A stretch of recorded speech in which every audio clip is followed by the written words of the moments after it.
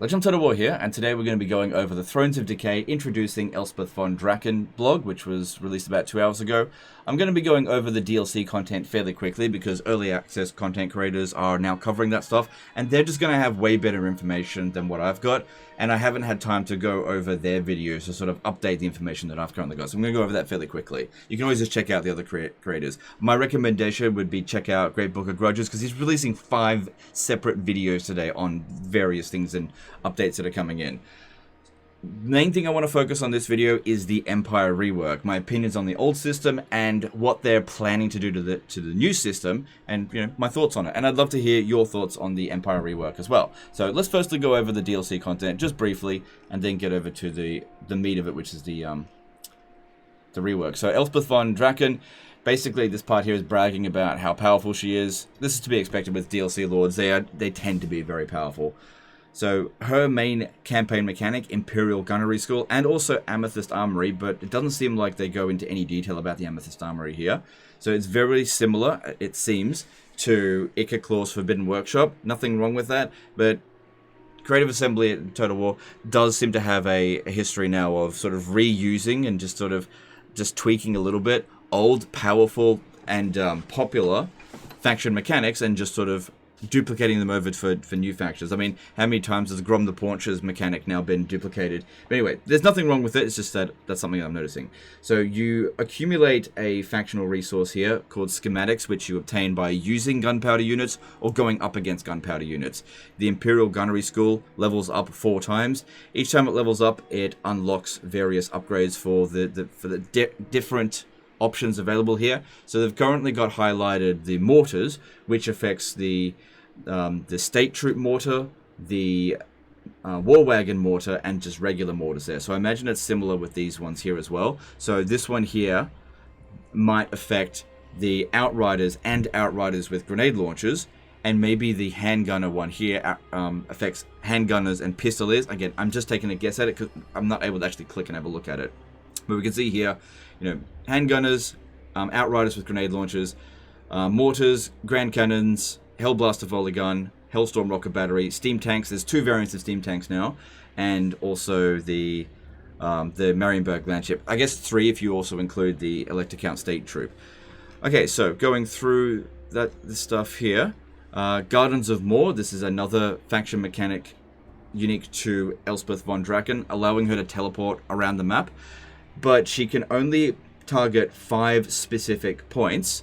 They have to be owned by a Empire settlement that is friendly or neutral to you. You can put down a new Garden of Moor there, and that allows you to teleport. Now, this is particularly useful with the changes done to Balarguil, because his start position has now changed from Solent all the way over to Cathay. So once you meet him in Cathay, you can set up a Garden of Moor over there, and maybe teleport an army over there to begin your expansion out that way. Now, I'm not entirely sure about where Elspeth von Draken is starting. It does point towards she's starting at Nuln. That kind of makes sense. That's not what I would have predicted, just due to the proximity of like 3 Empire Lords all in just basically the same small area. But as many of you guys predicted, she is going to start at Nuln, and Balthazar Gelt is the one taking a trip elsewhere. So well done to those of you who suspected that. This is overall, I think it's a decent mechanic, pretty simple. We've seen teleport mechanics before, but this is fairly useful in Warhammer 3 because the Immortal Empire's map is so huge. Getting across it can take absolutely ages, and speeding that process up can help your campaign keep the momentum of it going up. And I guess that's why so many factions are having these teleport mechanics now. Then we've got Theodore Brockner here, who is strong melee hero. We've seen plenty of these. These are a staple of the legendary heroes of Warhammer 3. I imagine it's not going to be anything too special. His skill line is probably just going to be stuff that makes him even stronger in melee, probably. He gets a Demigryph Knight mount, and it seems like he gets an interesting array of equipment, which isn't clear on whether or not he starts with this equipment, whether or not these equipment here, the Liar's Bane, Stormlance weapons, and Balefire Amulet are unique to him, or something that he is required in order to obtain them, and then can be given to anyone else. Because the Empire is definitely a faction that can get a whole bunch of unique weapons and items, and just hand them over to anyone, like with the Elector Count items. Then we've got the new units, or the new Lord type here, Master Engineer. So the Empire is actually the only race in the game, feel free to correct me if I'm wrong, except for Khorne, that doesn't have a spellcaster lord now. I can't think of any other lord type that, like generic lord type across any of the other races that they don't have access to a spellcaster. Obviously, Khorne shouldn't. Even the dwarves have a spellcaster lord in regard to their runesmiths. So I don't think there's any more generic lords coming for the Empire. Again, maybe the final DLC will have something for them. But I really thought they would get a spellcast lord. This guy here, it seems like he will boost gunpowder and artillery units. So we'll see how he performs on the battlefield. It's got a big old hand cannon there. I imagine that's going to be quite powerful. Then we've got the engineer here, which is the new generic hero. So I imagine that this guy's skill tree is probably going to look very similar to the Dwarfen Master Engineer, as opposed to the Skaven Master Engineer, because of those two, Skaven versus the Dwarf one, the Skaven one is so much better than the Dwarf hero, because the Skaven one, you know, increases ammunition, increases missile damage, increases range by 10%, is a spellcaster as well. Just has a way more useful array of skills. Now that doesn't mean that the Dwarfen Master Engineer isn't good. It's just that the skill tree of the other one is better. Now, I imagine this one's going to be modeled more on the Dwarfen one, in that he probably isn't going to boost the entire range of the army. Again, I'm just making a speculation on this. Also, another thing to note is that here is the final unit that I sort of leaked. It wasn't a unit, it was a mount, the Mechanical Steed. So this wasn't initially announced in the initial lineup when Thrones of Decay was announced, leading me to question the validity of those leaks. And it turned out it was correct all along. We just had to wait for more information. Also had a bit of inside information saying that maybe they had moved it to a different DLC, but it was here, it just hadn't been announced. Anyway, then we're moving on to actual units now. The Nuln Ironsides. These are gunpowder units. I imagine they're just a higher tier version of the Empire handgunners. Again, not entirely sure. Probably a tier 4 unit. We've seen how guns work, so I don't think we need to work on that. Based on how they're looking here, it looks like they're maybe a 90 entity unit on huge unit scale. And then if we have a look at the Hochland long rifles, I don't know if Hochland is pronounced Hochland or Hochland. I've heard two different pronunciations and nobody correcting anyone. Feel free to correct me if I'm wrong. But these ones here look like they might be smaller entity, maybe even fewer than 32 entities, like similar to Jezzail's. But I imagine these ones here have super long range, probably 250 plus, and will be very good at sniping single entity heroes and lords. So that'll be good to see, because the Empire could definitely use a little bit more of that. Then they've got Knights of the Black Rose. Now, cavalry in Warhammer 3 is a bit iffy most of the time. So these guys here, comparing them to Knights of the Blazing Sun, I don't like Knights of the Blazing Sun. They don't really have much that you can do to boost them. There is no Lord in the game that really sort of boosts that particular unit. And all they bring to the table is flaming attacks, which is something that can be a bit of a double-edged sword sometimes. Sometimes it could be negated very easily. You know, they don't have a bonus versus infantry. They don't have a bonus versus large. Overall, I don't get Knights of the Blazing Sun. And I wonder about Knights of the Black Rose. What are they going to bring to the table apart from just high stats? If it's just high stats, high stat cavalry can actually be very bad. Like an example of high stat cavalry is Dragon Knights. They don't have any speciality. They're just armored, fast.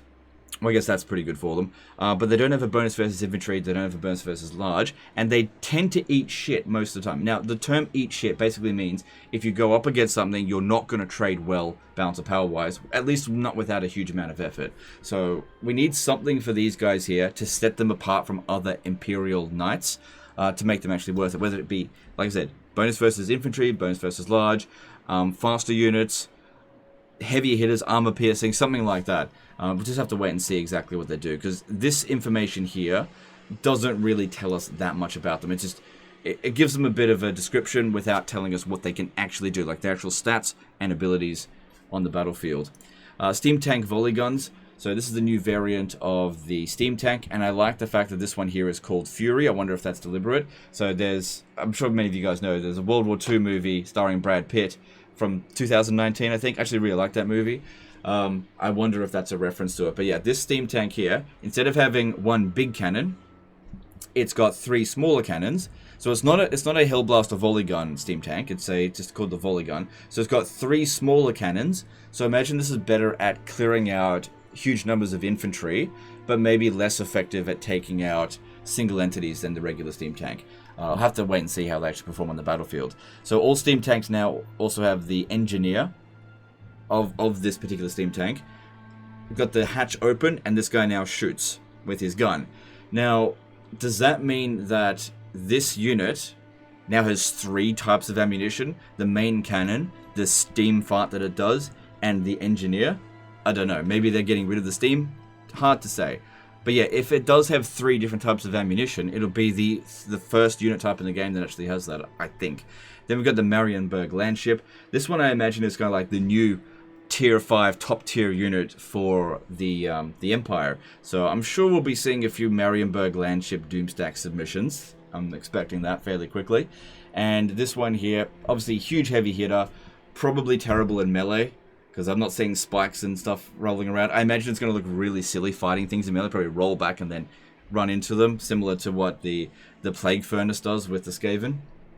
But when this thing gets blown up, it blows everything up in an area and kills a whole bunch of infantry. So I don't think that single entities will have a problem dealing with it, but we'll have to wait and see. Then we've got the Empire Legacy update. So this is what I mainly want to focus the video on. So, Elector count and Imperial Authority. What are the issues with the current system? While Imperial Authority and the Elector count system for Karl Franz worked quite well in Warhammer 2, debatable, the additions of new threats to the Empire in Warhammer 3 have left the system as a whole feeling quite punishing. Could definitely attest to that, having played quite a few Empire campaigns, one full map completion quite recently. There are a few UX issues with the Elector count's mechanics, such as it not being clear who is the rightful owner of a region would be before taking a settlement. The easy way to note that in the current system is just whoever starts off with that region is the rightful, as in on turn 1, is the rightful owner of that region. And if you've just sort of played a few campaigns, you'll eventually memorize who owns what rightfully.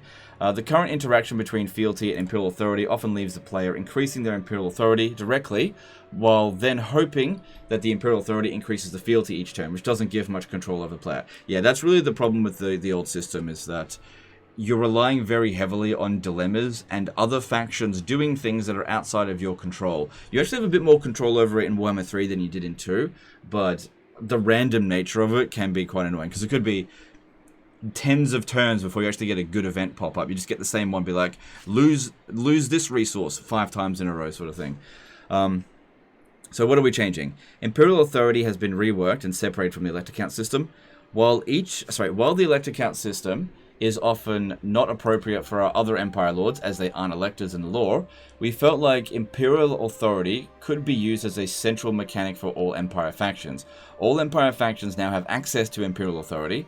However, the feature only becomes active once they own land within the Empire territory.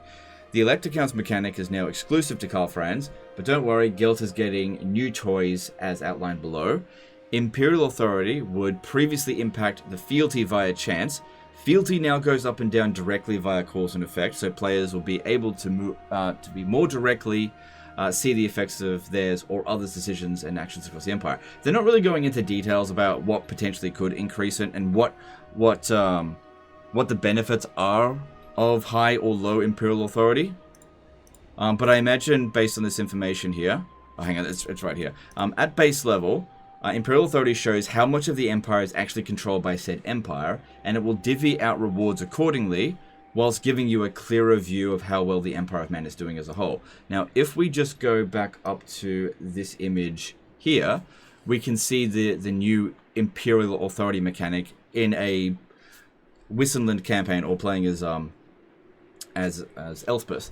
So it seems here, based on what I can tell, is it's now a number between 0 and 100 if the entirety of the rightful Empire is owned by yourself or Imperial factions, like Elector counts, like Middenland, then it'll be a high number, right? And if it's overrun by vampire counts and chaos forces, then this will be a low number. So at this point here, 62%, I'm just assuming, 62% of the Empire is owned by Imperial factions, meaning 38% of it is owned by somebody else. So that's interesting. It's not something that you can just sort of tick up by having high fealty and rejecting confederations, maybe. Again, hard to say. It's not going into a huge amount of detail with that. Alright, wait, there we are. Some tweaks and improvements have been made to the Elector Count's UI to tidy it up, fix color bleeding, and have some of the Elector Counts visible at all times.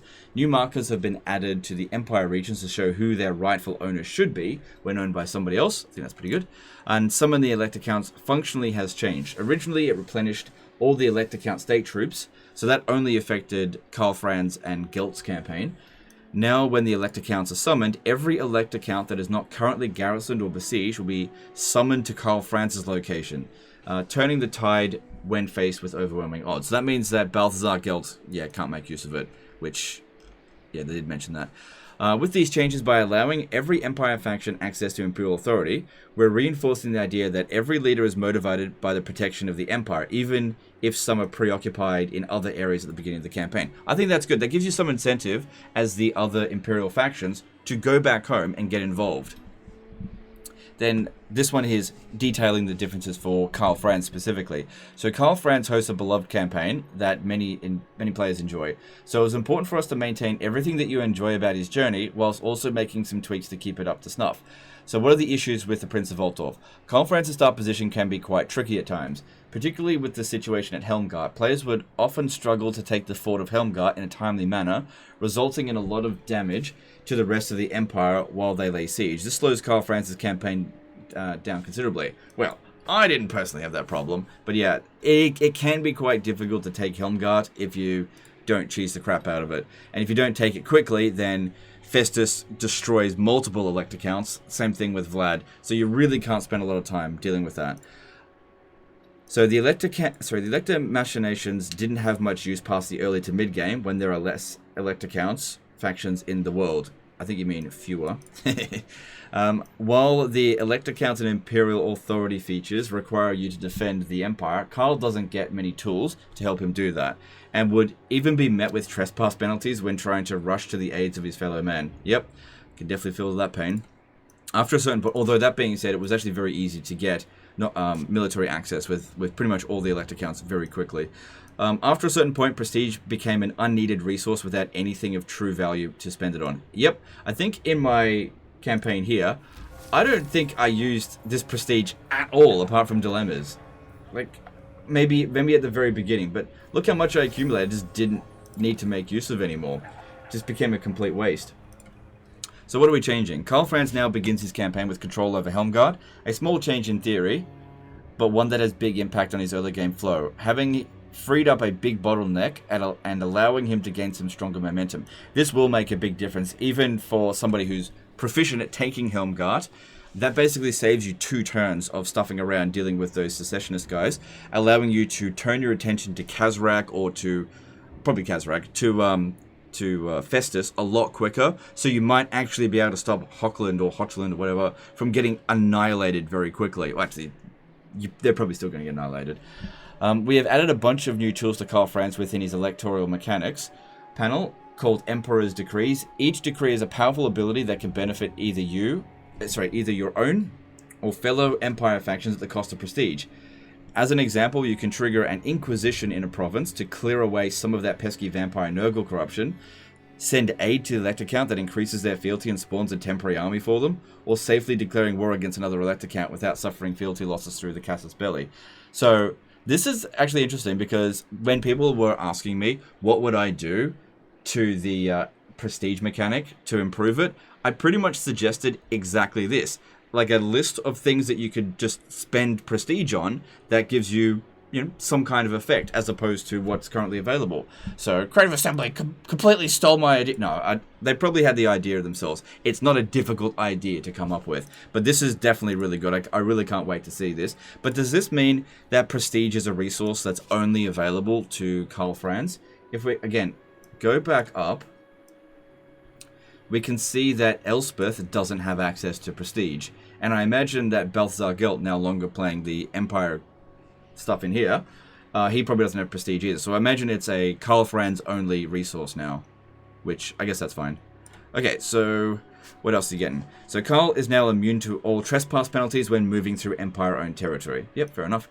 Colleges of Magic. You didn't think we'd forget about Balthazar Gelt, did you? But did you forget about generic metal wizards, which metal magic is now quite more potent than it was in Warhammer 2, and it's the only law of magic that they don't have generic wizards for. You know, Balthazar Gelt is the only metal wizard currently for the Empire. It doesn't mention anything about that in this, but maybe they'll add it eventually. Balthazar Gelt deserves a unique faction mechanic of his own. He has grown weary of his current starting position, and the addition of Elspeth in Nuln is making the Empire... Yeah, so Elspeth does start in Nuln, making the Empire feel a bit cramped over there. He is seeking a change of locale. What we are changing. Balthazar Gelt has taken an educational exchange trip to Grand Cathay, starting just shy of some nomads within the Temple of Elemental Winds, and being right next door to his good friend the Iron Dragon. Now, funny thing here is that this was maybe hinted to in the Immortal Empires trailer that came out over a year ago now, because those two were standing right next to each other in Cathay. So they hinted to this a long time ago, and a lot of you guys came onto my streams and said, "Do you think they're going to move Balthazar Gelt?" And I was like, "Nah, they're not going to move Balthazar Gelt." But you guys were right. Anyway, as he helps the Iron Dragon deal with the nomads, he is presented with a series of dilemmas that pave the way for his time in Cathay, or even his return to the Empire, having secured a long life friendship in the process. Or this could be a big obstacle for securing Cathay for Cathay when playing as Cathay factions. Or maybe it'd be good to, you know, bash up Balthazar Gelt early. I don't know. We'll see. What's all this about a new campaign mechanic? Gelt has a new campaign feature, the Colleges of Magic. With this mechanic, whenever Gelt fights a battle with a wizard in his army, he will acquire arcane essays, with the number of arcane essays per battle correlating with the number of wizards present. So this is sort of incentivizing him, I guess, to build wizard doom stacks. Definitely viable for him, I guess. These arcane essays can be spent on gaining instant access to wizards from every law of magic, except for metal. Maybe, I don't know. Allowing him... They haven't mentioned anything yet about new law of metal magic wizard. Allowing him to accrue spellcasters quicker and easier than anyone else on the map. That's subjective. That's questionable. We'll see. Once you've acquired a new wizard, let's use a grey wizard for this example, more actions are unlocked for that college, pertaining to that specific spellcaster. Firstly, arcane essays can be spent to unlock the Dance of Despair Cataclysm spell, so long as the grey wizard is within your army during battle. Or a unique effect in this instance, Mass Concealment can be purchased with essays to grant the Stalking Stance to the army contained to the Grey Wizard, granting them 100% ambush success. Stalking Stance, that's ambush, basically turning them into a 100% success chance Skaven army. That's fucking overpowered, and I love it. Yeah, that's some serious bullshit right there, whatever. Especially with Skaven being right there as well. Perhaps you wish to heal your entire army in a single go. Well, with a recruited Jade Wizard, you can do just that. With other laws of magic at your disposal, that's the only tip of the iceberg. Only the tip of the iceberg. Okay, well, that seems powerful, so we'll see. These changes and additions are designed to revitalize the Empire across the board and make their new arrival, Elspeth von Draken, feel right at home. Whether you're summoning the Elector Council's Carl Franz, polishing up on the arcane with Balthazar Gelt, or educating the masses with the Imperial Gunnery School, there's plenty to sink your teeth into. So they didn't mention anything to do with Marcus Wolfhart's campaign and Volkmar the Grim, but those guys both have their own unique mechanic anyway. So now it kind of feels like each Empire character is distinct enough from each other and essentially their own DLC faction, even the ones that were the base game factions. So this is really good, and it actually kind of leads to Marcus Wolfhart. I think his campaign is the worst now, possibly, but we'll see. So that's the end of the Empire rework information there. Overall, I think this is maybe even a better rework than what we got with Nurgle. Of course, I'd have to actually play the campaign to really assess how good it actually is, but I'm very happy with everything that I've seen here. And you guys know me. If I see anything I don't like, you know, I kick up a stink about it. So I don't have anything negative to say here, and that's all I ever wanted, so I'm really happy about it. You guys let me know in the comments how you feel about this. And maybe there's something that I missed that you can inform me about, because sometimes that does happen. I just glazed over something a bit too quick and just didn't catch it. Anyway, I'm pretty happy with what we're seeing here for the Empire. I guess the dwarf information will come out next week, although I'm fairly sure Great Book of Grudges is doing a video on the dwarf rework, so I'll go check that out in my own time. Anyway, appreciate you guys. That's the end of this video, and we'll see you next time. Later, guys.